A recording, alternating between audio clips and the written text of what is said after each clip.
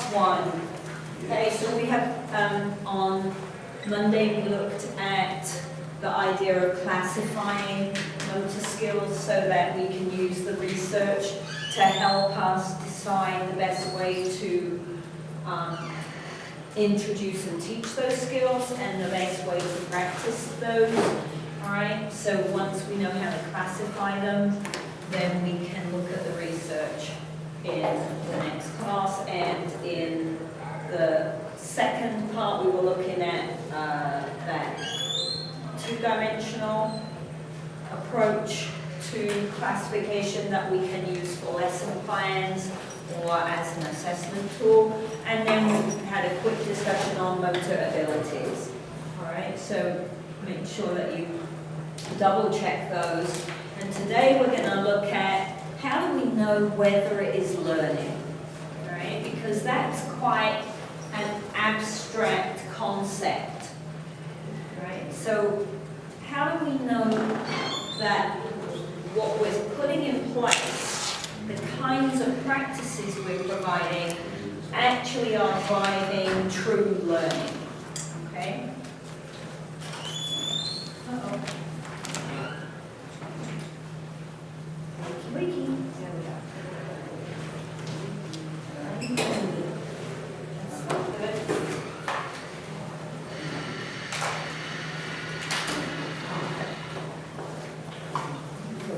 So, motor learning is linked to processes that are going on within the brain and the spinal cord that are associated with getting more experience at a particular movement skill. And what we expect to see if it's learning is relatively permanent changes. Right? So, for example, I learned to ride a bike when I'm a small child. Okay? And I ride my bike a lot. Okay? And then I have to get a job and maybe I don't ride my bike for a long time. When I get back on the bike, it might be a little bit wobbly initially, but then I can ride the bike just fine. I don't forget. Right? Same with driving your car. You guys learn to drive cars very young over here, right? And you might move to a city where driving your car is not convenient and it's better to use public transport because parking is expensive or there's lots of traffic jams, right? So you don't use your car maybe for 6 months until you want to go home and visit your family. But you don't forget how to drive the car. The skills that you learned when you were practicing are relatively permanent, right? It might take you a while to feel comfortable in the car again, but you're not going to forget how to drive the car. So motor learning has nothing to do with growing, right? If I am working with children who are going through puberty, the fact that they can shoot a basketball and be more successful after their growth spurt might have nothing to do with learning. It just may be that now they're 6 inches closer to the basket, right? That's not learning, that's growth. Okay. Maturation, motivation, all these things are learning, and yet they might produce improved performance.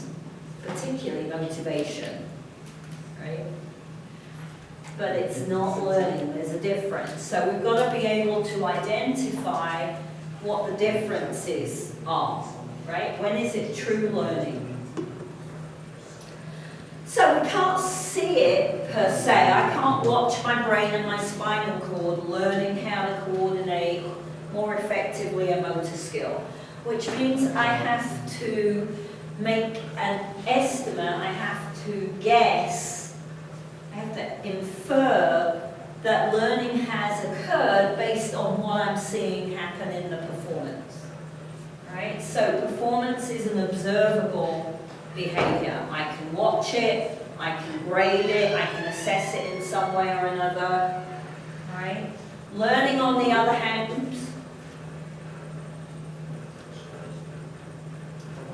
is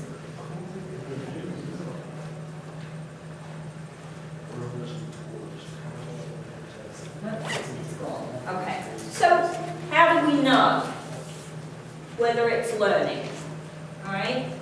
I can watch performance. I can plot performance on a graph over time. Excuse me. Thank you. I can plot performance over time, and I can see whether performance is improving. Right? It's a little time-consuming and unwieldy, though, to do that for everything that I'm teaching someone. Right? Another option that we have are what we call retention tests. So in a retention test, what I'm looking for is how well are they able to perform the skill that we were practicing after a period of no practice. All right? So that can be quite a short period of time. The weekend could be the entire summer break. Right? So retention tests are a very useful way. They're quick and easy. We have another go. I judge what's going on when I'm watching the skill. All right, so I'm going to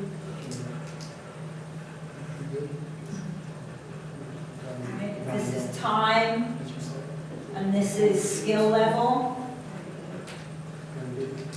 If I'm doing a retention test and I introduce a new skill, we expect skill level to be relatively poor at the beginning and improve as we practice, right?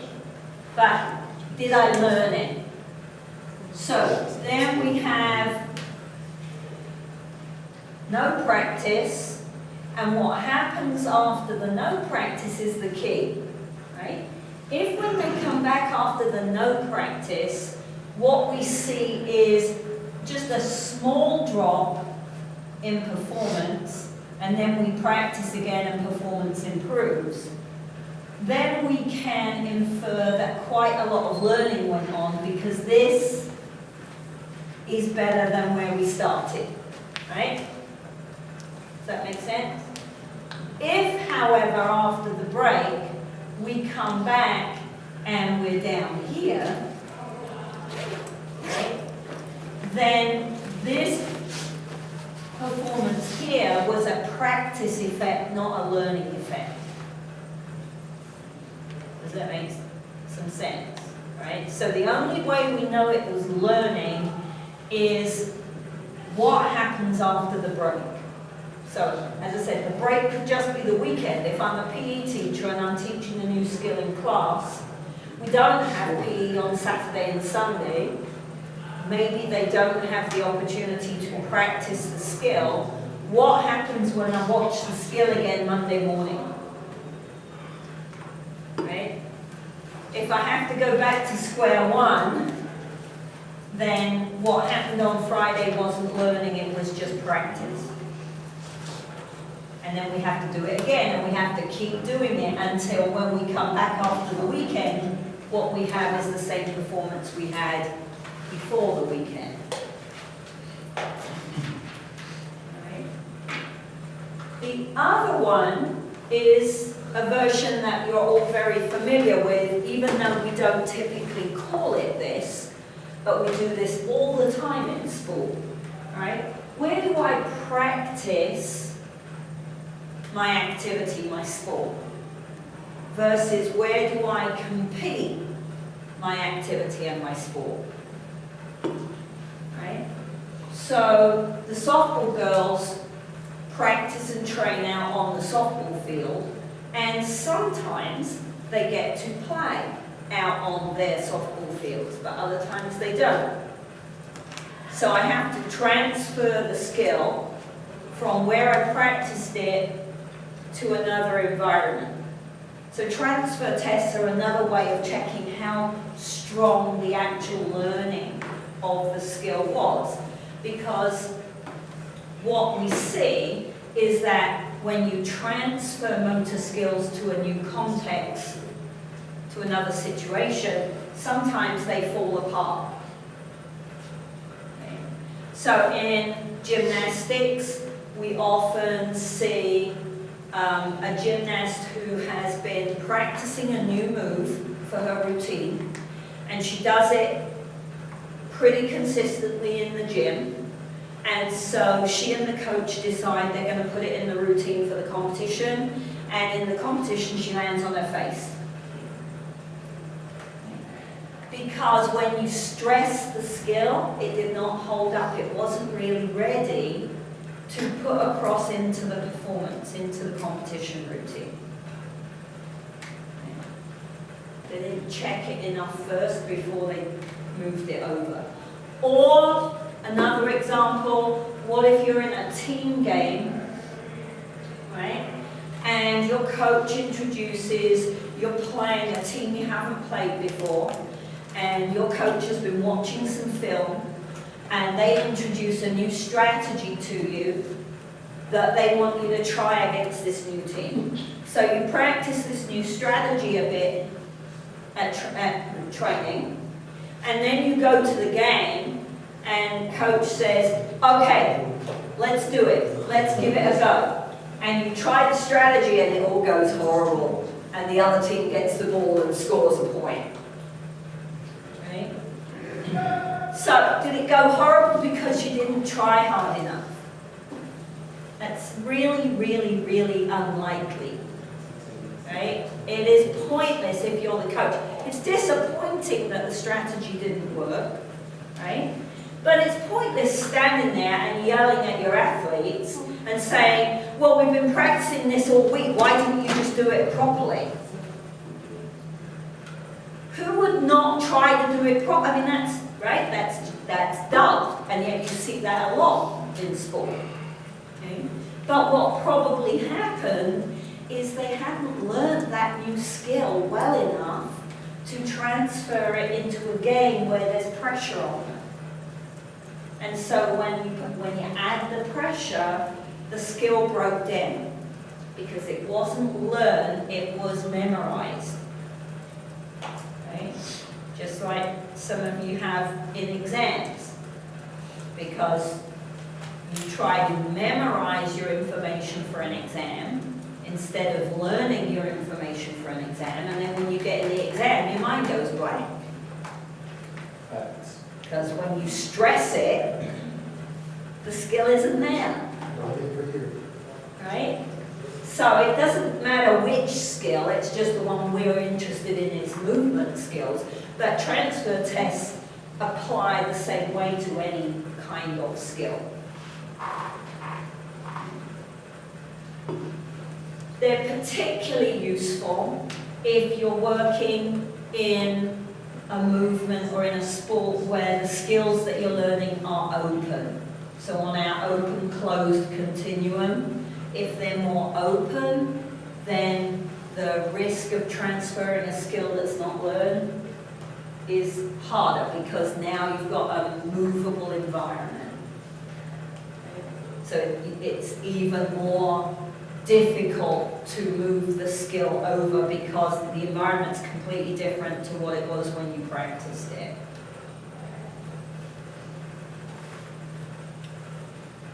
So learning versus performance effects. Learning effects, remember, are going to be relatively permanent. Performance effects are temporary. Right? So what that means is, anybody on track team? You have any track athletes? No, this one. Yeah. All right. Think about sports where what you measure can be considered a personal best. Right? So, 100-meter sprint. How many times do you think, right? If you consider sprinting or racing, How many times do people make a personal best in practice? When do we see people beat records? In the competition, right? Did they learn to run faster on that day in the competition? No, right? That's a performance effect that is driven by the roar of the crowd, the excitement, all that additional adrenaline. You run a little bit faster. But when you go back to your training the following week, you can't run that fast because it wasn't a learning effect, it was a performance effect. Right? And we can use transfer tests and retention tests to try to distinguish between the two, because ultimately what we need is learning, because that's the only way we can rely on that skill to occur properly every time we try it. I don't want to go into a competition going, oh crap, is this going to work? Or am I going to completely blow this? I want to go in and go, okay, I have got it. I know this is going to be good. Because I have done it and done it and done it and done it and done it, and I know I have it learned.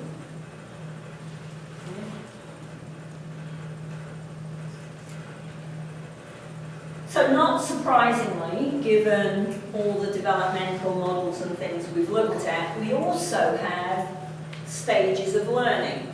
And there are various different models out in the literature that talk about stages of learning. One of the most popular ones is pretty old, nearly as old as me, right? Not quite, but nearly, right? So it's old, but it's a very useful tool, and people still use Fitts and Posner's model to discuss learning in present literature, right? So just because it's old doesn't mean it's out of date, it's still very useful. And what that particular model talks about is breaking it up into 3 relatively simple stages. All right, so the concept of the model is that each stage of learning, just like our MSU chart for each stage of motor development for a skill, has a distinct performance and set of characteristics that allow me to identify which stage the person is in. So, cognitive stage is what we see with beginners. I introduce a new skill and they start off at the cognitive level of learning. That means that they are trying to understand the skill. They have to think very hard about what they're doing, right? With enough practice, we're going to move up, transition to an associative stage of learning. And the associative stage starts to, they sort of have down the idea of what the skill is, and as we move through the stage, I can start to pay attention to some environmental cues, which in many games is very important. If I get lots of practice and really good teaching and feedback, I might move to what we call the autonomous stage. Right? And the autonomous stage in this model is the final level of learning, and just as it sounds, at this point, the skill's automatic. So we often say, oh, that skill's really well grooved now, right? I can do it without thinking. I could do it in my sleep. Right? If you're at that level on that skill, then you are at the autonomous stage of learning for that skill. You have practiced it so much, so well with a good teacher or a good coach that you can do that skill without thinking about it. Right? Your central nervous system can run that motor program and organize that skill without you having to consciously consider what you're doing. Right? So again, as with the development stages, we tend to identify these as 3 separate stages, but they blend into each other. All right? And when someone's transitioning between one and another, they tend to be quite variable. Okay. But there's a little bit of overlap there.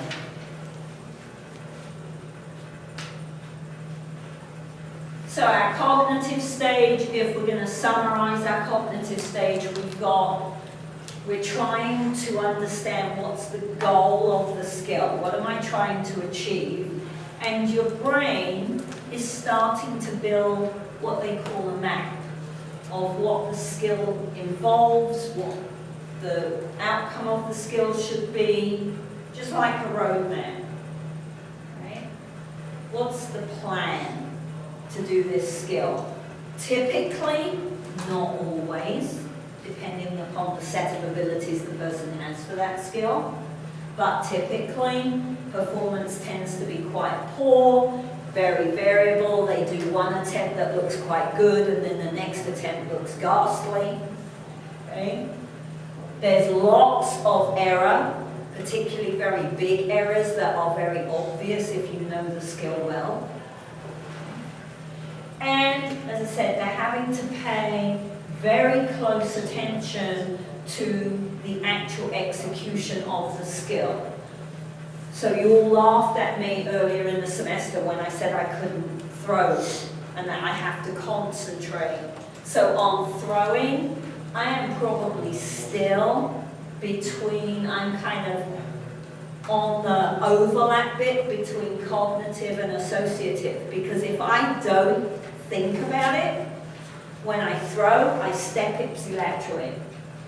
If I'm going to step with the opposite foot, I have to remind myself first. That means I'm paying attention to what I'm doing. That means I am not good at throwing. Right? I haven't done enough of it to move into that next level of learning. Primarily then, when you have someone that is in the cognitive stage, they control a lot of what they do visually. So they actually, if I'm learning to play a piano, I can't look at the music, right? I can't type without looking at my fingers. If I look up at the keyboard, there's a lot of gibberish turning up on the keyboard, right? I have to watch my fingers as I type. So if I watch someone learning to play the piano or the guitar, right, they look at their fingers. But when they are really great at the piano or the guitar, they don't look at what they're doing.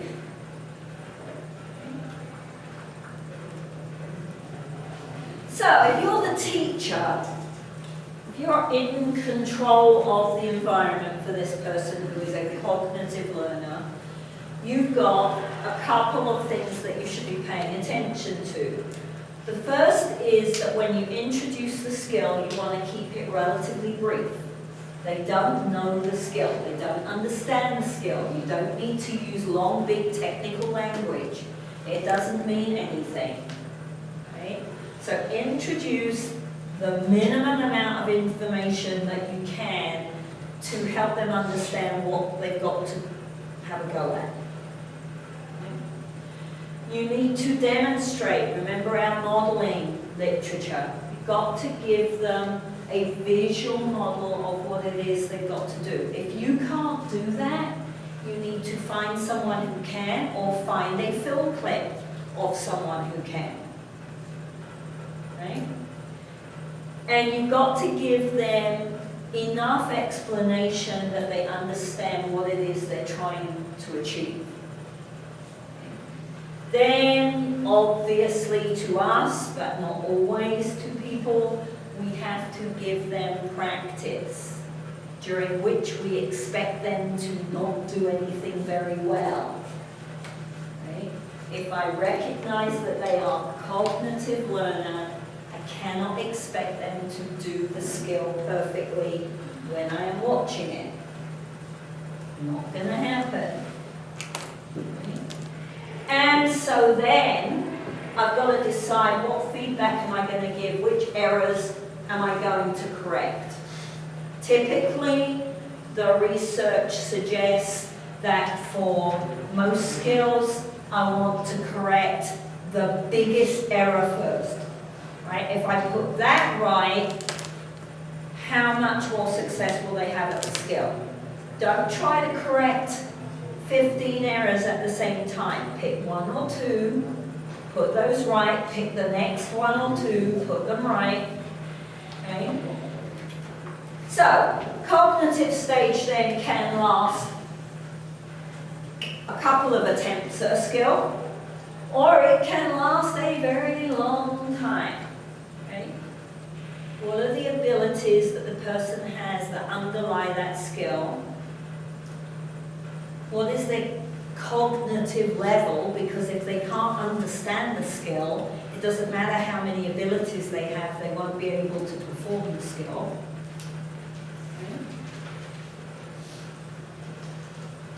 What about level number 2 then? If I manage to transition them from cognitive towards associative, as they move into the associative, this is the stage where they have to practice, practice, practice, practice. Lots of practice. Right? We're going to try to put right as many errors as we can. We're going to start fine-tuning a little bit. Right? I have to gear my instruction to planning really great practice activities. Right? They understand the skill well enough, I can send them off to practice it, but what did I set up for them to practice at? Did I do something that was appropriate, that had lots of levels of challenge in it, so that everybody can practice? So with this additional practice and with good feedback, right, not, oh, do it properly, that's not good feedback, right? Many coaches take that route. It's very lazy. Do it properly. I told you what to do. That's not helpful. No one's trying to do it wrong, right? So, good feedback, strong feedback, good cues to help them learn more about the skill, and that map that they're creating gets more and more intricate and detailed, and they start to develop much better understanding of the move. Right? The greater the map, the more detailed the map, the less cognitive awareness they have to put into performing the skill, because now the map is driving the skill. Okay. So, as they move through this stage, hopefully they'll start to pay less and less attention to the actual execution. It'll start to become a little bit more automatic with some hiccups in there, right? Gradually the errors will get less and less. They'll get less variable. They'll become more consistent at the skill, hopefully, if that's what you want. Depends on whether it's an open skill or a closed skill. For some open skills, you don't want them to be consistent, because nothing's ever the same twice in a row, right? So it depends on the skill as to what you're looking for. A really good idea is to start to teach them the cues so that they can recognize their errors for themselves. So your job is to kind of put yourself out of a drawer. I shouldn't have to tell you what was wrong. You should know what was wrong. Come on, tell me what you did wrong. You tell me, what did you do? Right? So as they move through this stage, you should be able to teach them to recognize the errors for themselves.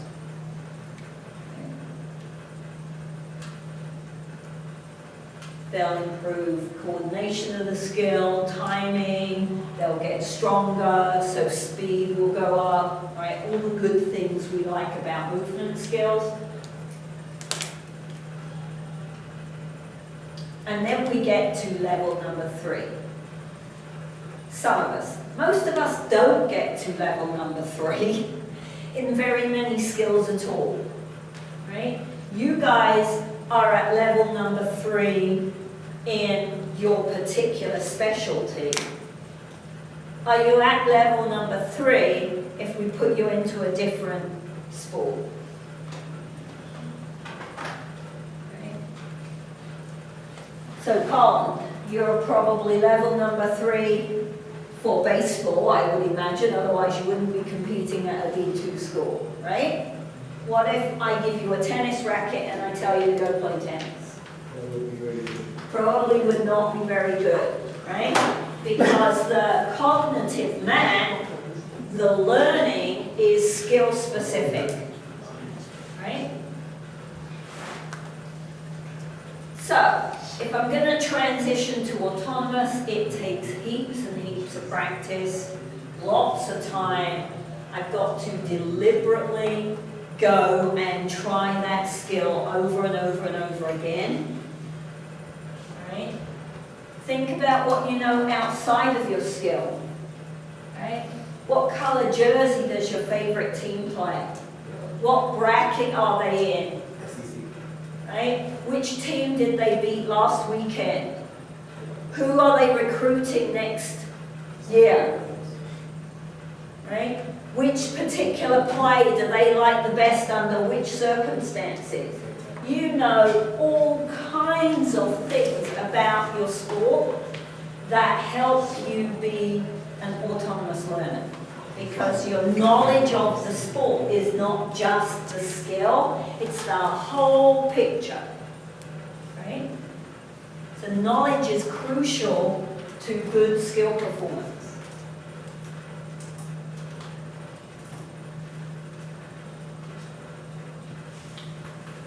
You don't think very much about what you do, right? You go out there, you swing a bat, you hit a ball. And, oh, look, the ball's flying through the air. It's like, how many times do you drive home, and you get home and you're like, oh, I hope I didn't run a red light, because I actually don't remember the drive, right? If you do exactly the same route every single day, how often do you get to a point where you don't remember the drive? It's not very, I'm not saying that's a good thing, actually, with driving, but it happens, right? We drive so much that the car kind of takes itself home. Okay? So if I'm here, now we can start paying attention to what is going on around. Where is the person who's marking me? Who's the fastest person on that team that I need to beat out? Right? Where is the ball right now? All kinds of other cues that you do that are important to being good at the skill, that are not to do with the actual execution of the skill. Right? What peripheral information am I picking up that someone who's not good at this skill wouldn't even notice?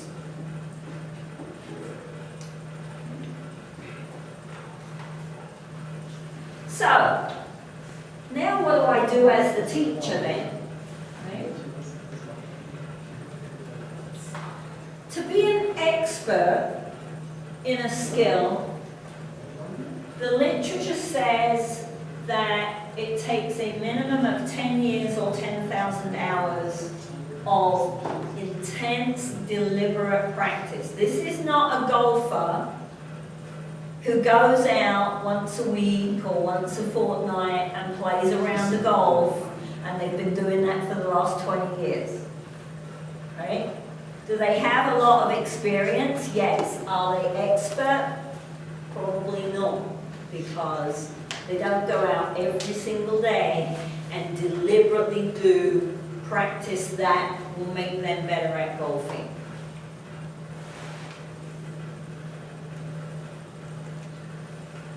So I have to now, my goal is not, I'm not really concerned with teaching the skill. I might want to tweak it every now and then, right? There might be some little errors creeping in that we need to put right before they become habits.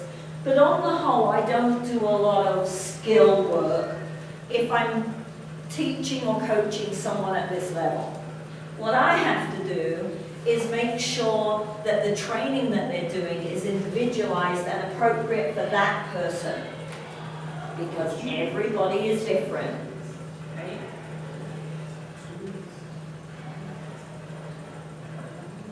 We have to remember that expertise is domain specific, right?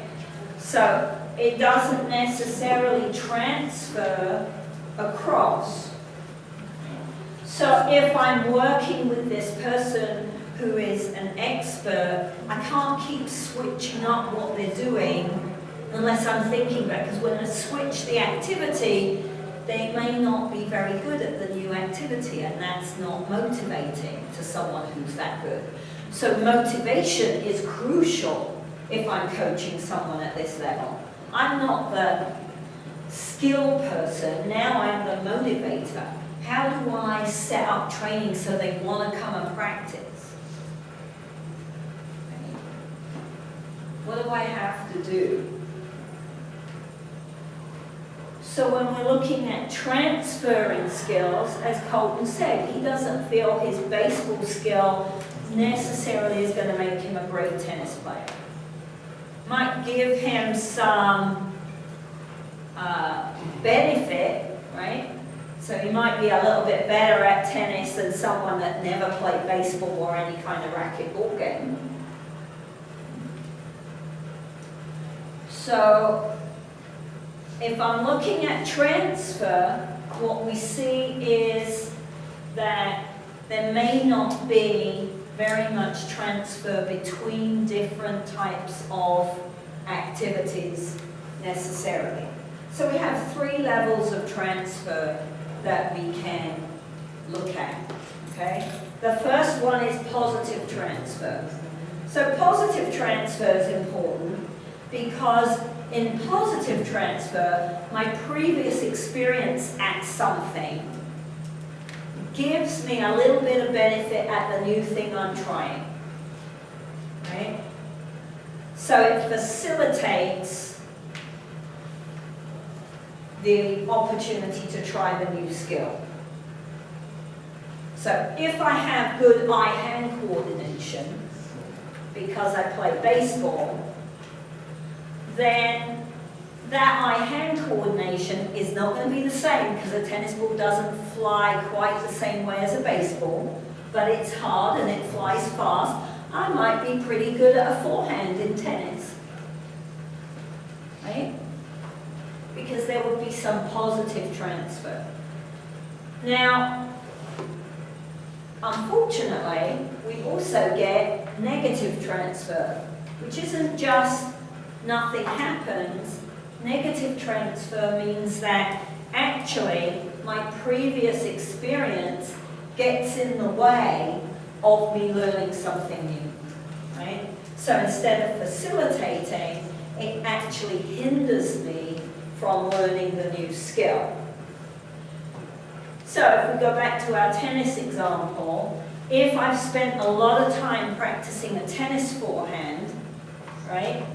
And then you switch and you go, okay, the next net game, racket game we're going to do is badminton. A badminton forehand has barely anything to do with a tennis forehand. A shuttlecock moves quite slowly through the air. It's very loopy. A badminton racket feels completely different. There's no weight to it, right? Where you have to hit the shuttlecock is not very much like, if you're going to hit a shuttlecock that's down here, you can't hit it like a tennis ball. You've got to flick it up because the net is this high. So we actually get negative transfer. So if I'm teaching a racket game unit, I should not put badminton and tennis next to each other, because there's not enough transfer to benefit the person trying to learn the next skill. Racquetball, my partner plays a lot of racquetball, and he's given up playing tennis because when he was trying to play both, he couldn't, it was interfering with the timing of his shot.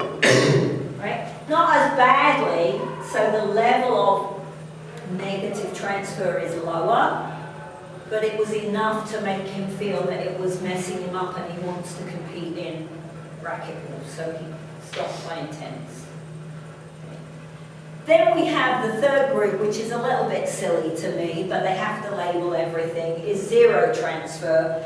And in zero transfer, your previous experience doesn't impact positively or negatively on the next skill. So if I'm learning to drive and then I go to the swimming pool and I start learning to swim, learning to drive doesn't help me out learning to swim, but it doesn't stop me learning to swim either. Right? Always seems to be a bit silly to have that group, but that's the way they do it. Okay? So,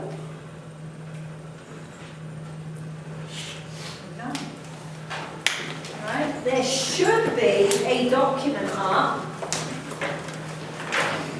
he says. I'll have to go and check whether it's there. But there should be a document to help you with some of this. And we're done. Friday will be review. Yeah. When's the test? See you Friday. When's the test? Tuesday, 10:15. Wednesday. Tuesday? I don't know. 10th of May, whatever day that is. I don't know. What day is that?